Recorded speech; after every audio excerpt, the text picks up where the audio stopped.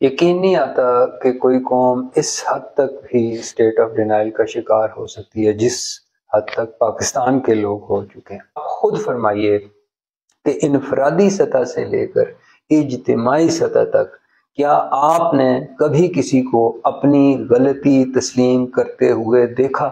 ایک طرف تو موبائل ہم نے ہاتھ میں اٹھایا ہوا ہے جس کے بغیر روٹی بھی ہمیں ہضم نہیں ہوتی۔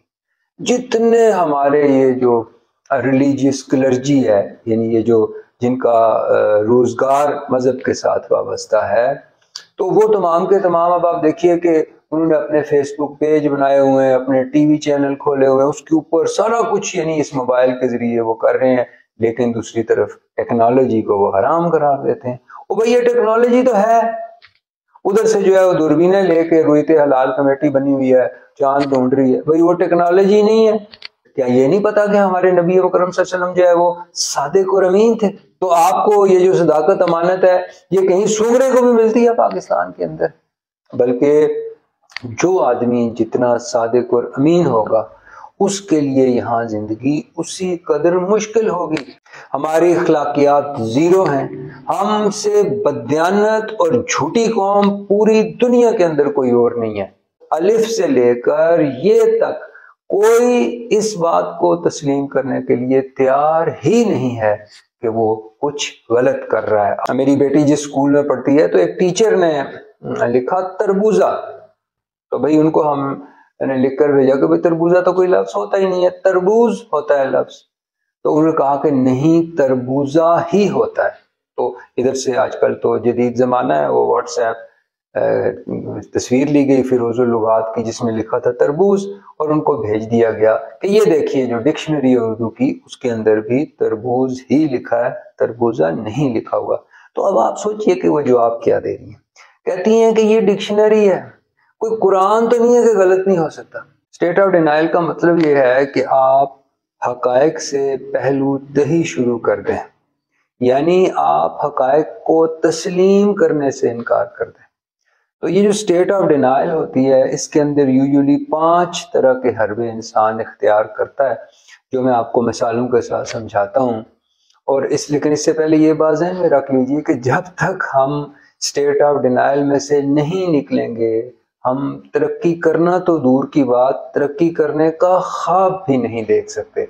اچھا، پہلی جو کنڈیشن ہوتی ہے اسٹیٹ آف ڈینائل میں اس کو ہم کہتے ہیں سمپل ڈینائل۔ سمپل ڈینائل کا مطلب یہ ہے کہ جو بات ہوئی ہو اس کو سرے سے ماننے سے ہی انکار کر دیا جائے۔ اچھا، دوسرا جو قسم ہوتی ہے اس کو ہم کہتے ہیں منیمائزیشن، یعنی جب ہم یہ کوئی بات مان بھی رہے ہوتے ہیں تو وہ اس طرح سے مانتے ہیں کہ یار یہ کون سی بڑی بات ہوگی اگر مجھ سے غلطی ہو گئی۔ مثال کے طور پر گاڑی کی آپ کو کسی نے ٹکر مار دی اور اس کی غلطی تھی آپ رک گئے، تو بھئی یہ کیا کیا ہے؟ تو وہ پہلے تو مانے گا ہی نہیں، وہ جو پہلے میں نے بات بتائی سمپل ڈینائل کے اوپر جائے گا، لیکن جب مجبوری ہو جائے گی تو پھر کہے گا اچھا جی تو کون سی بڑی بات ہو گئی جی۔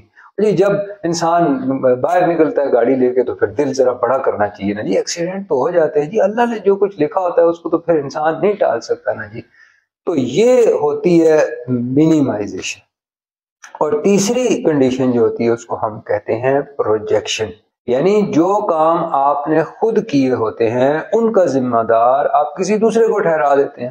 بالکل ویسے ہی جیسے ہماری کوئی بھی حکومت جو آتی ہے تو جو کچھ بھی اس نے الٹے سیدھے کام کیے ہوتے ہیں بعد میں وہ مانتی ہی نہیں ہے کہ یہ اس نے کیے ہیں، وہ کہ پچھلی حکومت نے کیے تھے جی یہ۔ چوتھی جو اس کی کنڈیشن ہوتی ہے اس کو ہم اوائیڈنس کہتے ہیں، یعنی جو حقیقت آپ کو یہ شبہ ہوتا ہے کہ کہیں ایسا نہ ہو کہ یہ مجھے تسلیم کرنی پڑ جائے، ایسا نہ ہو میں اس سے انکار نہ کر سکوں، تو وہ جگہ ہی آپ چھوڑ دیتے ہیں، آپ وہاں آنا جانا ہی ختم کر دیتے ہیں، آپ کے اندر کرج ہی نہیں ہوتی کہ ان سرکمسٹینسز کو آپ فیس کر سکیں۔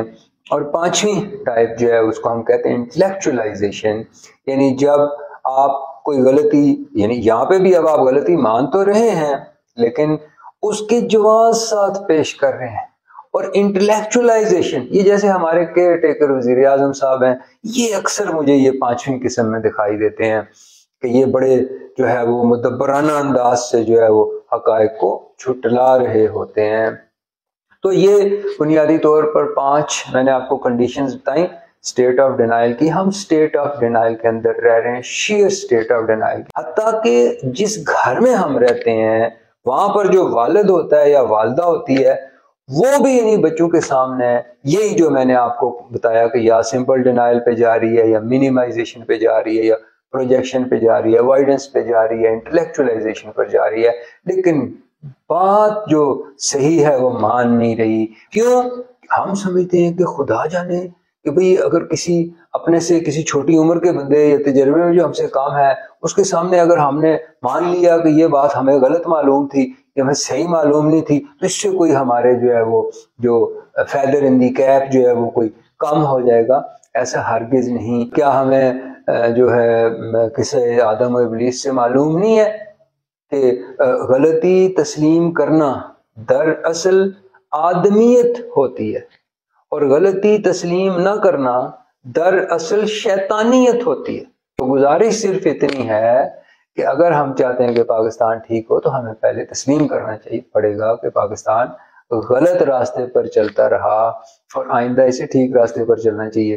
اور یہ ساری دنیا کو آپ ٹھیک کرنے کے بجائے، قوم کو ٹھیک کرنے کے بجائے اپنے آپ کو ٹھیک کر لیں. اگر آپ اپنے آپ کو بھی ٹھیک کر لیں گے، آپ بھی غلطی تسلیم کرنا سیکھ لیں گے تو حالات خود بخود بہتری کی طرف جانا شروع ہو جائیں گے.